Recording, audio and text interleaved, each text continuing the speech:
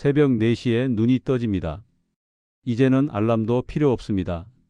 몸이 기억하고 있습니다. 남편은 일어나자마자 화장실 청소를 하러 갑니다. 저는 쓰레기장으로 향합니다. 60살과 58살, 시청 토목과 주무관과 구청 민원실 직원이었던 사람들이 지금 이걸 하고 있습니다. 관리동 사무실 벽에는 매물 공고가 붙어 있습니다. 6개월째입니다. 전화는 울리지 않습니다. 가끔 문의가 와도 가격을 말하면 끊깁니다. 8억을 들인 이곳을 1억에 내놨지만 아무도 사지 않습니다. 남편의 허리는 이제 완전히 펴지지 않습니다. 아침마다 보호대를 찹니다. 제 무릎은 계단을 오를 때마다 소리를 냅니다. 지팡이 없이는 걷기 힘듭니다. 우리는 매일 아침 이 텅 빈 캠핑장을 청소합니다. 손님은 오지 않습니다. 잡초만 자랍니다. 이제 어디서부터 잘못됐는지 말해보려 합니다. 남편은 30년간 시청 토목과에서 일했습니다. 주무관이었습니다. 도로 보수 계획 세우고 하천 관리 민원 처리하고 예산 서류 작성하는 일이었습니다. 화려하지 않았지만 안정적이었습니다. 한 번도 지각한 적 없었고 병가도 거의 쓰지 않았습니다. 승진은 느렸습니다. 같은 기수 중에서 뒤처진 편이었습니다. 하지만 정년까지는 채울 수 있다고 믿었습니다. 저는 구청 민원실에서 15년을 일했습니다. 매일 화난 사람들을 상대했습니다. 고함 지르는 사람, 책상 치는 사람, 민원 넣겠다고 협박하는 사람. 하루에 몇십 명씩 만났습니다. 퇴근하면 목이 쉬어 있었습니다. 그래도 월급은 정확했고 복지는 괜찮았습니다. 공무원이니까요. 우리는 맞벌이로 자녀 둘을 키웠습니다. 첫째는 지방국립대, 둘째는 서울사립대를 보냈습니다. 등록금 4천만 원씩 8학기. 빠듯했지만 해냈습니다. 아파트도 하나 장만했습니다. 30평. 대출 받아서 15년 동안 갚았습니다. 마지막 대출금 갚던 날 남편이 소주 한 병을 샀던 게 기억납니다. 우리는 검소하게 살았습니다. 여름 휴가는 늘 국내 펜션이었습니다. 외식은 월 2회. 치킨이나 삼겹살 정도였습니다. 명품 가방 같은 건 생각도 안 했습니다. 옷도 세일 기간에만 샀습니다. 저축을 했습니다. 매달 100만 원씩 20년 가까이 모았습니다. 남편이 58살 되던 해 조기 정년 권고가 왔습니다. 당황스러웠지만 명예퇴직금이 있었습니다. 3억이었습니다. 저도 그 해에 같이 그만두었습니다. 더 버티기 힘들었습니다. 퇴직금은 2억이었습니다. 두 사람 합쳐 5억. 여기에 아파트 전세금 3억을 합치면 8억이었습니다. 빚은 없었습니다. 자녀들도 다 독립했습니다. 이제 우리 둘만 살면 됐습니다. 노후 준비는 충분하다고 생각했습니다. 60살부터 연금 나오기 시작하면 월 200만 원 정도. 거기에 뭔가 수익을 내는 일을 하나 하면 괜찮을 거라고 믿었습니다. 평생 성실하게 살았으니까요. 망할 이유가 없다고 생각했습니다. 퇴직하고 한 달쯤 지났을 때였습니다. 텔레비전에서 캠핑 프로그램이 나왔습니다. 연예인들이 캠핑장에서 고기 굽고 놀고 있었습니다. 아내가 말했습니다. 요즘 캠핑 엄청 유행이래. 주말마다 예약 못 잡는데. 저도 들은 적 있었습니다. 코로나 이후로 캠핑 인구가 폭발적으로 늘었다고요? 남편의 직장 동료 하나가 캠핑장을 한다는 소문을 들었습니다. 전화를 걸었습니다. 형님, 요즘 어때? 동료는 좋다고 했습니다. 주말은 예약 꽉 차. 평일도 요즘 꽤 들어와. 얼마나 버냐고 물었습니다. 한 달에 400은 남지. 일은 좀 힘든데 그래도 월급쟁이보단 낫지. 남편은 그날부터 인터넷을 뒤지기 시작했습니다. 캠핑장 수익 구조를 찾아봤습니다. 계산기를 두드렸습니다. 사이트 하나당 하루 5만 원. 20개 사이트면 100만 원. 주말만 꽉 차도 한 달에 800만 원. 평일에 절반만 차도 추가로 400만 원. 관리비 빼고 순수익 500은 남는다고 계산했습니다. 그 숫자를 보여주며 말했습니다. 이거 괜찮은 거 아니야? 저도 그렇게 생각했습니다. 남편은 토목과 출신이었습니다. 상하수도, 전기, 배수시설 다 아는 분야였습니다. 시설 고장 나면 직접 고칠 수 있었습니다. 저는 15년간 민원 응대를 했습니다. 손님 관리는 자신 있었습니다. 화난 사람 달래는 것도 친절하게 설명하는 것도 익숙했습니다. 그리고 가장 중요한 건 인건비였습니다. 부부가 함께 일하면 직원을 안 써도 됐습니다. 직원 2명 쓰면 한 달에 400만 원은 나갑니다. 그게 다 아껴지는 거였습니다. 우리 둘이 일하면 인건비 제로. 순수익이 그만큼 더 높아지는 거였습니다. 매물을 찾기 시작했습니다. 인터넷에 올라온 캠핑장들을 하나씩 봤습니다. 대부분 너무 비싸거나 위치가 안 좋았습니다. 한 달을 찾아다녔습니다. 그러다 하나를 발견했습니다. 산속 캠핑장. 도시에서 1시간 거리. 땅 1000평에 사이트 20개. 화장실, 샤워실, 관리동 포함. 가격은 8억이었습니다. 중개사를 불러 현장을 봤습니다. 시설은 깨끗했습니다. 나무가 많아서 여름에 시원했습니다. 계곡이 근처에 있었습니다. 중개사가 말했습니다. 여기 수익성 좋아요. 여름에는 예약 대기 걸릴 정도예요. 전 주인을 만났습니다. 65살쯤 돼 보이는 남자였습니다. 왜 파세요? 물었습니다. 나이가 들어서요. 이제 체력이 안 따라줘서. 그 말을 듣고 안심했습니다. 문제가 있어서 파는 게 아니구나. 남편은 서류를 꼼꼼히 봤습니다.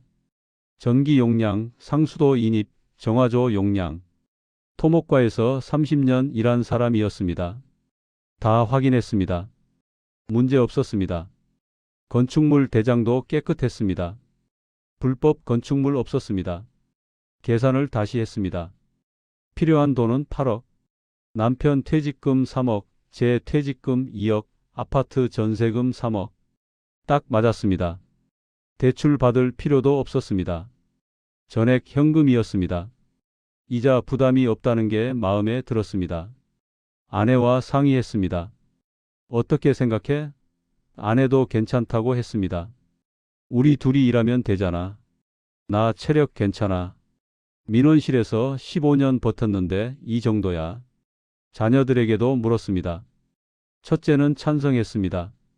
부모님이 하고 싶으시면 해보세요. 둘째는 걱정했습니다. 엄마 아빠 나이가 벌써 60인데 힘들지 않아? 남편이 대답했습니다. 60은 요즘 젊어. 70까지는 일할 수 있어. 계약했습니다. 중개사무소에서 도장을 찍었습니다. 8억이 통장에서 빠져나갔습니다. 그 순간 가슴이 두근거렸습니다. 두려웠습니다. 하지만 동시에 기대됐습니다. 이제 월급 없이도 살 수 있다고 믿었습니다. 우리가 일한 만큼 수익이 나는 거였습니다. 성실하게 일하면 망할 리 없다고 생각했습니다. 지금 생각해보면 그때 우리는 숫자만 봤습니다. 비수기가 얼마나 긴지, 고정비가 얼마나 무서운지, 60살 몸이 얼마나 빨리 무너지는지 몰랐습니다. 그저 수익 구조만 믿었습니다. 첫 해 5월에 시작했습니다. 날씨가 좋았습니다. 주말 예약이 꽉 찼습니다. 금요일 오후부터 손님들이 들어오기 시작했습니다. 텐트 치고 고기 굽고 아이들 뛰어놀고 좋았습니다. 손님들이 만족했습니다. 사장님, 여기 정말 좋네요. 다음에 또 올게요. 리뷰도 좋았습니다. 별점 5점 만점에 4.7. 나쁘지 않았습니다. 남편은 매일 아침 6시에 일어났습니다. 화장실 청소부터 시작했습니다. 20개 사이트에 화장실을 돌며 변기 닦고 거울 닦고 바닥 닦았습니다. 저는 쓰레기를 수거했습니다. 손님들이 버리고 간 쓰레기를 모아서 분리수거했습니다. 캔, 병, 플라스틱, 일반 쓰레기. 매일 큰 봉지로 10개씩 나왔습니다. 6월도 괜찮았습니다. 주말은 여전히 꽉 찼고 평일에도 간간히 예약이 들어왔습니다. 매출을 계산해 봤습니다. 한 달에 600만 원 정도 나왔습니다. 남편이 좋아했습니다. 봐, 내가 계산한 대로잖아. 저도 안심했습니다. 힘들긴 했지만 보람이 있었습니다. 7월은 장마였습니다. 비가 2주 동안 계속 내렸습니다. 예약 취소가 쏟아졌습니다. 사장님, 비 온다는데 환불돼요? 환불 규정대로 처리했습니다. 이틀 전까지는 전액 환불. 그 주 매출이 100만 원밖에 안 나왔습니다. 남편이 걱정했습니다.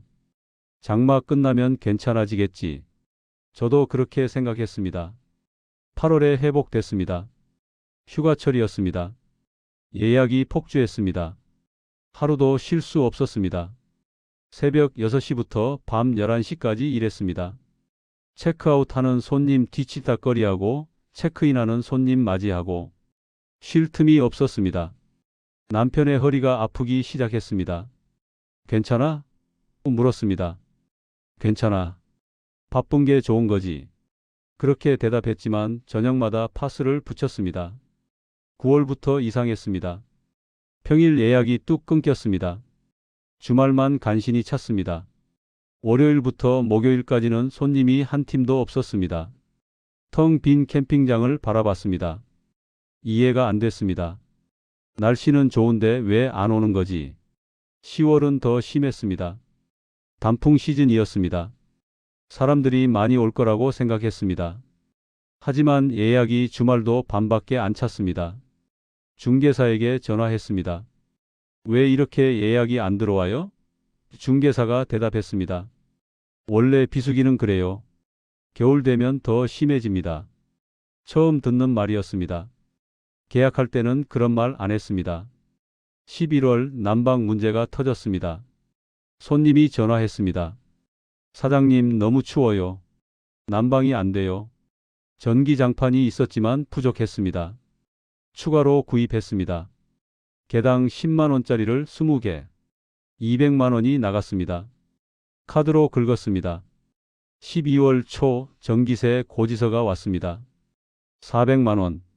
남편이 고지서를 들고 멍하니 서 있었습니다. 이게 맞아? 다시 확인했습니다. 맞았습니다. 난방 때문이었습니다. 전기장판 20개를 틀면 전기세가 폭발한다는 걸 몰랐습니다. 그달 예약을 확인했습니다. 딱 3팀 들어왔습니다. 매출 150만 원. 하지만 나가는 돈을 계산해 봤습니다. 전기세 400만 원, 수도세 60만 원, 정화조 관리비 80만 원, 보험료 50만 원, 재산세 60만 원. 합계 650만 원. 500만 원 적자였습니다. 남편이 말했습니다. 한 달만 이상한 거야. 다음 달은 나아질 거야. 저도 그렇게 믿고 싶었습니다. 하지만 불안했습니다. 1월은 더 심했습니다. 예약이 2팀밖에 안 들어왔습니다. 100만 원. 고정비는 여전히 450만 원씩 나갔습니다. 350만 원 적자. 통장 잔고를 확인했습니다. 한 달 사이에 1,000만 원이 줄어들어 있었습니다. 남편은 직접 수리하기 시작했습니다. 배수로가 막히면 직접 뚫었습니다. 전등이 나가면 직접 갈았습니다. 페인트가 벗겨지면 직접 칠했습니다. 비용을 아끼려고요. 하지만 몸이 예전 같지 않았습니다. 허리를 숙이고 일하면 다음 날 일어나질 못했습니다. 파스를 붙이고 진통제를 먹고 그렇게 버텼습니다. 저는 매일 빨래를 돌렸습니다. 이불 20채, 세탁기를 하루에 10번씩 돌렸습니다. 젖은 이불을 들어 올리는데 손목이 아프기 시작했습니다. 저녁이면 손목이 부어올랐습니다. 파스를 붙였습니다. 참았습니다. 2월이 지나고 3월이 왔습니다. 봄이 왔으니 나아질 거라고 생각했습니다. 하지만 예약은 여전히 주말만 간신히 찼습니다. 통장을 확인했습니다. 시작할 때 3억이었던 잔고가 2억 5천으로 줄어 있었습니다. 10개월 만에 5천만 원이 사라진 거였습니다. 그때도 우리는 믿었습니다. 첫 해니까 그런 거라고. 아직 입소문이 덜 나서 그런 거라고. 여름만 잘 나면 회복할 수 있다고. 그렇게 스스로를 달랬습니다. 둘째 해 3월 남편이 말했습니다. 근처에 캠핑장 하나 더 생긴대. 차를 타고 가봤습니다. 우리 캠핑장에서 5km 떨어진 곳이었습니다. 신축이었습니다. 건물이 깨끗했습니다. 사이트마다 개수대가 따로 있었습니다. 화장실도 최신식이었습니다. 온수가 잘 나온다는 광고가 붙어 있었습니다. 가격을 봤습니다. 우리보다 10,000원 비쌌습니다. 불안했습니다. 한 달 뒤 또 하나가 생겼다는 소식을 들었습니다. 이번에는 3km 거리였습니다. 여름이 되자 또 하나가 생겼습니다. 글램핑장이었습니다. 텐트 칠 필요 없이 그냥 들어가서 자면 되는 곳. 가격은 우리보다 2배 비쌌지만 예약이 꽉 찼습니다. 이제 반경 10km 안에 캠핑장이 5곳이었습니다. 예약이 눈에 띄게 줄었습니다. 5월인데도 주말 예약이 절반밖에 안 찼습니다. 남편이 가격을 내렸습니다. 50,000원에서 40,000원으로. 효과가 없었습니다. 35,000원으로 또 내렸습니다. 그제야 예약이 조금 들어왔습니다. 하지만 매출은 예년의 70% 수준이었습니다. 남편이 말했습니다. 마케팅을 해야 해. 온라인 광고를 시작했습니다. 포털 사이트 검색 광고. 한 달에 100만원씩 계약했습니다. 효과는 미미했습니다. 블로그 체험단을 불렀습니다. 무료 숙박을 제공하고 리뷰를 받았습니다. 비용만 나가고 예약은 늘지 않았습니다. 새 캠핑장들도 똑같이 광고를 하고 있었습니다. 경쟁이었습니다. 5월 어느 날 오후였습니다. 남편이 자재 창고에서 나무 판자를 옮기고 있었습니다. 계단을 내려오다가 발을 헛디뎠습니다. 그대로 굴러떨어졌습니다. 저는 비명 소리를 듣고 달려갔습니다. 남편이 바닥에 쓰러져 있었습니다. 여보, 괜찮아? 남편이 신음했습니다. 갈비뼈가. 응급실로 갔습니다. 엑스레이를 찍었습니다. 갈비뼈 2대에 금이 갔다고 했습니다. 입원이 필요하다고 했습니다. 2주 동안 병원비는 300만원 나왔습니다. 실비 보험이 있었지만 자부담이 100만원이었습니다. 그 2주 동안 캠핑장은 제가 혼자 꾸렸습니다. 화장실 청소, 쓰레기 수거, 손님 응대, 예약 관리. 전부 혼자였습니다. 새벽 5시에 일어나 밤 12시에 잤습니다. 주말에는 손님이 10팀 정도 왔습니다. 체크아웃 청소하고 체크인 준비하고 민원 전화 받고 쉴 틈이 없었습니다. 셋째 날 밤 무릎에 통증이 왔습니다. 계단 오르내리는 게 너무 힘들었습니다. 파스를 붙이고 버텼습니다. 일주일째 되던 날 손목이 퉁퉁 부었습니다. 빨래를 너무 많이 한 탓이었습니다. 찜질을 하고 진통제를 먹었습니다. 그래도 일은 해야 했습니다. 남편이 퇴원했습니다. 하지만 무거운 걸 들 수 없었습니다. 의사가 말했습니다. 최소 한 달은 무리하지 마세요. 갈비뼈가 아물어야 합니다. 남편은 허리 보호대를 차고 가벼운 일만 했습니다. 청소, 예약 관리. 무거운 짐은 제가 날랐습니다. 6월이 지나고 7월이 왔습니다. 여름 성수기였습니다. 작년만큼은 아니었지만 예약이 꽤 들어왔습니다. 하지만 몸이 버티질 못했습니다. 남편의 갈비뼈는 아물었지만 허리가 계속 아팠습니다. 저는 무릎과 손목이 매일 아팠습니다. 밤마다 파스를 붙이고 잠들었습니다. 8월 말 통장을 확인했습니다. 잔고가 1,000만원밖에 안 남았습니다. 1년 전에는 2억이었습니다. 1년 만에 1억 9천만원이 사라진 겁니다. 계산해 봤습니다. 매달 평균 450만원씩 적자가 났습니다. 여름 석 달을 빼면 나머지 9달은 전부 적자였습니다. 남편이 밤마다 계산기를 두드렸습니다. 이 속도면 2년 못 버텨. 제가 물었습니다. 어떡하지? 남편이 대답했습니다. 팔아야 해. 지금 팔아야 해. 하지만 저는 망설였습니다. 1년만 더 해보자. 올해가 안 좋았던 거야. 내년에는 나아질 거야. 9월이었습니다. 아들이 전화했습니다. 아빠, 요즘 어때? 남편이 대답했습니다. 응, 괜찮아. 바쁘긴 한데 할만해. 거짓말이었습니다. 아들에게 걱정 끼치고 싶지 않았습니다. 전화를 끊고 남편이 한숨을 쉬었습니다. 10월 딸이 찾아왔습니다. 캠핑장을 둘러보더니 말했습니다. 엄마, 여기 시설 좀 낡았다. 리모델링 안 해? 리모델링 비용을 알아봤습니다. 최소 3천만 원이 필요했습니다. 돈이 없었습니다. 딸에게 말했습니다. 내년에 할게. 딸이 걱정스러운 표정으로 물었습니다. 엄마, 아빠, 괜찮아? 너무 힘들어 보이는데? 저는 웃으며 대답했습니다. 괜찮아. 걱정 마. 11월이었습니다. 예약이 거의 없었습니다. 주말에 두세 팀. 고정비는 여전히 400만 원씩 나갔습니다. 통장 잔고는 400만 원으로 줄었습니다.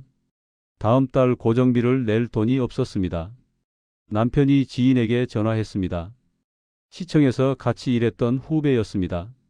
나 좀 도와줄 수 있어? 1,000만 원만 빌려줘. 다음 달에 갚을게. 후배가 거절했습니다. 형님, 죄송해요. 저도 여유가 없어서요.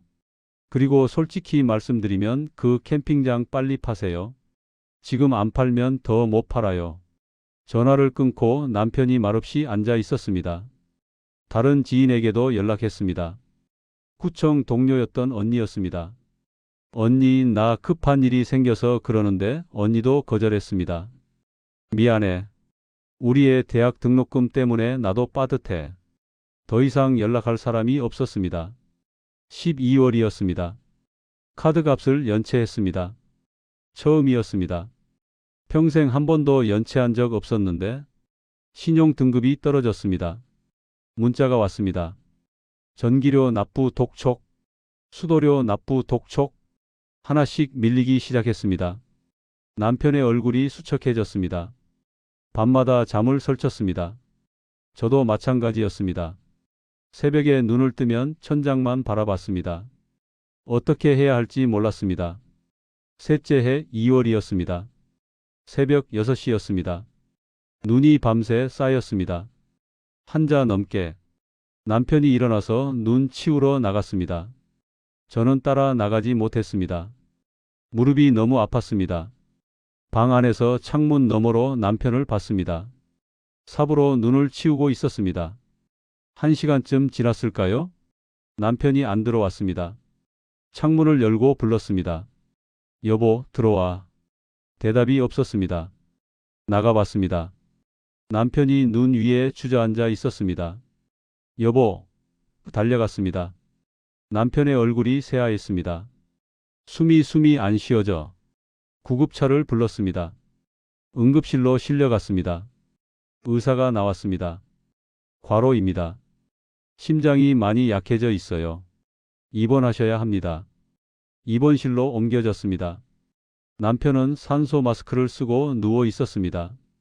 다음 날 의사가 말했습니다. 더 일하시면 안 됩니다. 심장이 버티질 못해요. 최소 석 달은 완전히 쉬셔야 합니다. 석 달. 그 말을 듣는 순간 모든 게 무너지는 느낌이었습니다. 병실에서 전화를 걸었습니다. 예약되어 있던 손님들에게. 죄송합니다. 사정이 생겨서 예약을 취소해야 할 것 같습니다. 손님들이 화를 냈습니다. 갑자기 무슨 소리예요? 저희 일정 다 잡았는데. 환불해 드리겠습니다. 환불만 되면 돼요? 다른 곳은 이미 다 예약 꽉 찼다고요. 다음 날도 전화했습니다. 그 다음 날도. 일주일 동안 30팀에게 취소 통보를 했습니다. 환불 금액이 400만 원이었습니다. 통장에 남은 돈은 100만 원. 부족한 300만 원은 카드 현금 서비스로 뽑았습니다. 이자가 연 20%였습니다. 리뷰가 쏟아졌습니다. 예약하고 하루 전에 취소당했어요. 최악입니다. 가족 여행 망쳤네요. 다신 안 갑니다. 사기꾼들. 별점이 5점에서 2.3으로 떨어졌습니다. 더 이상 예약이 들어오지 않았습니다. 남편은 3주 동안 입원했습니다. 병원비가 500만 원 나왔습니다. 실비 보험으로 300만 원 나왔지만 200만 원은 자부담이었습니다. 또 카드 현금 서비스를 받았습니다. 3월 초 남편이 퇴원했습니다. 집으로 돌아왔습니다. 텅 빈 캠핑장이었습니다. 예약은 한 건도 없었습니다. 남편이 말했습니다. 팔자. 지금이라도 팔자. 저도 동의했습니다. 공인중개사를 불렀습니다. 현장을 둘러보더니 말했습니다. 솔직히 말씀드리면 요즘 캠핑장 안 팔립니다. 너무 많아요. 그리고 리뷰가 안 좋네요. 가격 많이 내리셔야 해요. 얼마나 받을 수 있냐고 물었습니다. 글쎄요. 2억 정도? 8억 주고 산 걸 2억에 팔라고. 6억 손해였습니다. 망설였습니다. 며칠을 생각했습니다. 하지만 선택의 여지가 없었습니다. 매물로 내놨습니다. 2억 원.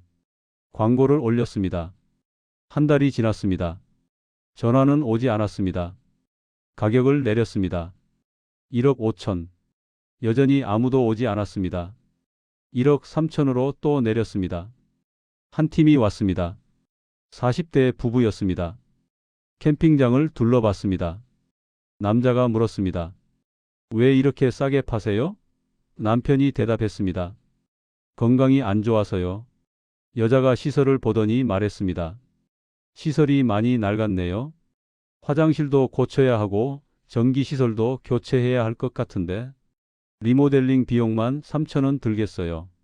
남자가 말했습니다. 1억 이하로 생각해 주세요. 연락드릴 거? 연락은 오지 않았습니다. 4월이었습니다. 제 무릎이 한계에 달했습니다. 계단을 내려가다가 주저앉았습니다. 일어날 수가 없었습니다. 병원에 갔습니다. 의사가 엑스레이를 보더니 말했습니다. 연골이 거의 다 닳았어요. 수술이 필요합니다. 비용을 물었습니다. 600만 원 정도입니다. 돈이 없었습니다. 일단 보존 치료만 하겠습니다. 주사를 맞았습니다. 15만 원. 효과는 일주일 갔습니다. 통장을 확인했습니다. 잔고 0. 카드 빚이 600만 원. 현금 서비스 이자만 한 달에 10만 원씩 나갔습니다. 고정비는 계속 나갔습니다. 전기, 수도, 보험, 세금. 한 달에 400만 원. 낼 수가 없었습니다.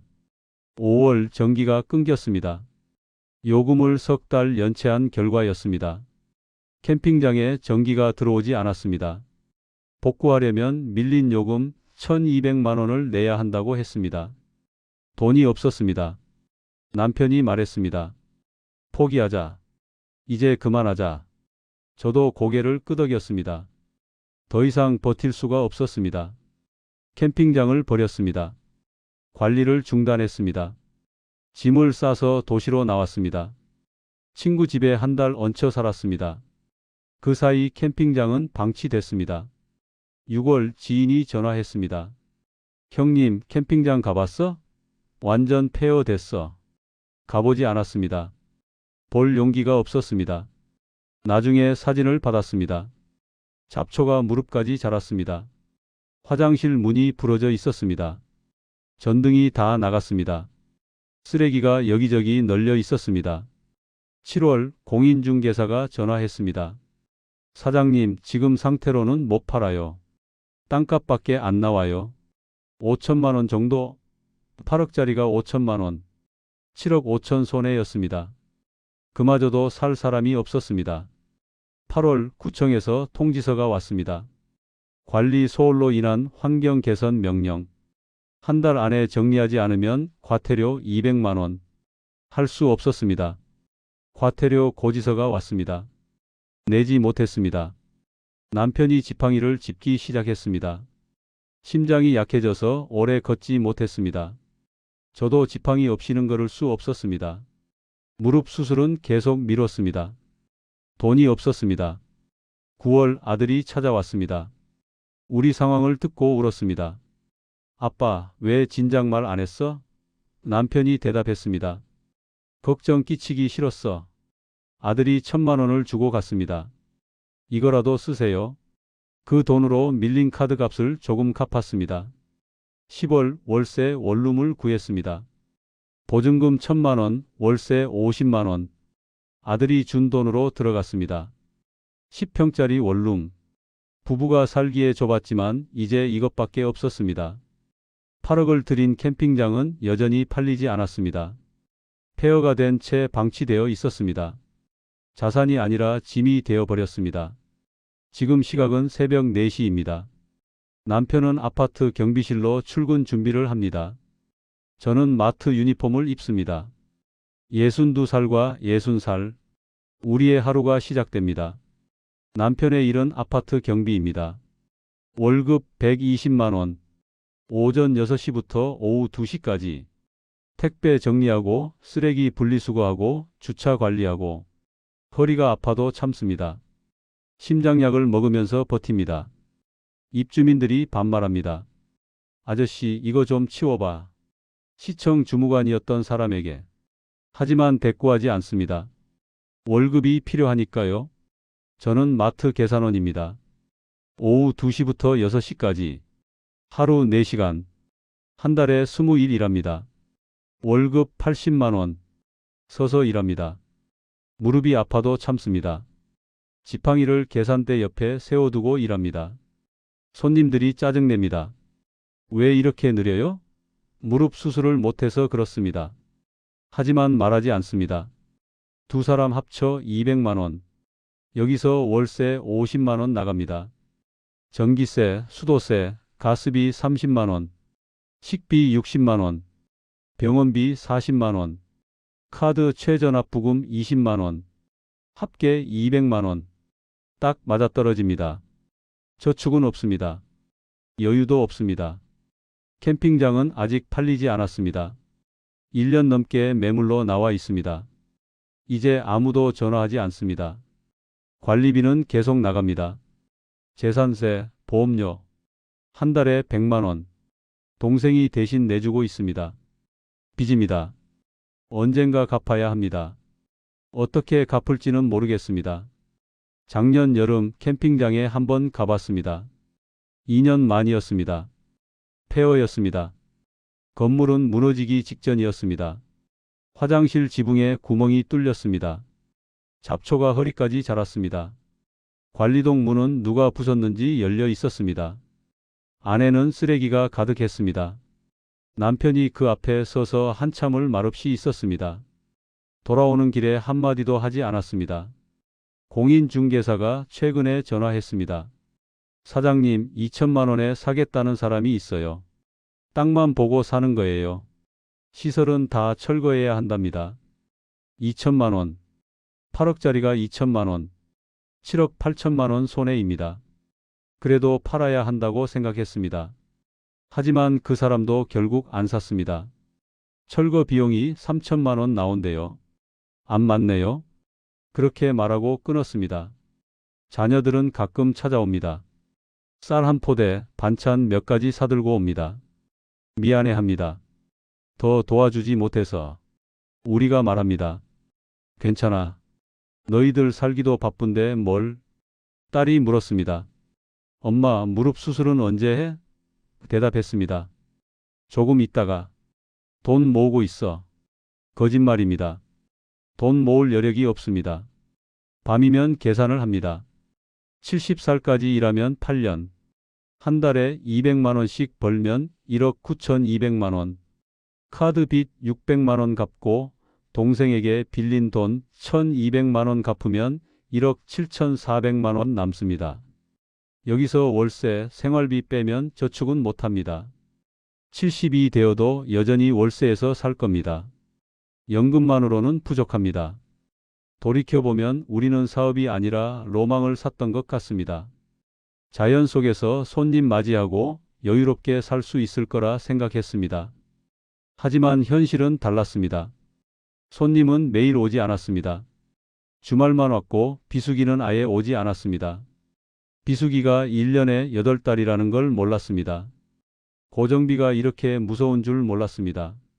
손님이 없어도 전기세, 수도세, 보험료, 세금은 매달 나갔습니다. 한 달에 400만 원씩, 1년에 4,800만 원. 그걸 메우려면 매달 최소 600만 원은 벌어야 했습니다. 하지만 우리는 4개월만 그 정도 벌었습니다. 60살 몸이 얼마나 빨리 무너지는지 몰랐습니다.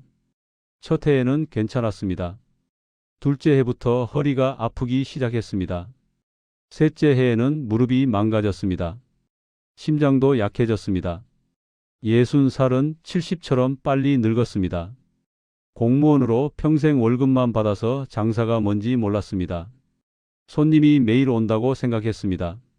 수익 구조만 보고 계산했습니다. 하지만 현실은 계산대로 안 됐습니다. 경쟁이 생겼습니다. 시설이 낡았습니다. 리뷰가 나빠졌습니다. 예약이 끊겼습니다. 부부가 함께 일하면 인건비가 아껴진다고 생각했습니다. 하지만 그건 우리 건강을 담보로 한 것이었습니다. 직원을 썼다면 우리 몸은 덜 망가졌을 겁니다. 하지만 그러면 적자가 더 커졌겠죠. 어차피 망할 거였습니다. 지금 우리에게 캠핑장은 자산이 아닙니다. 짐입니다. 팔리지도 않고 유지할 수도 없는 짐. 매달 관리비만 나가는 짐. 2천만 원에 팔아도 철거비 3천만 원 들면 마이너스입니다. 그러니 아무도 사지 않습니다. 30년, 15년을 일해서 모은 퇴직금 5억 원이 3년 만에 사라졌습니다.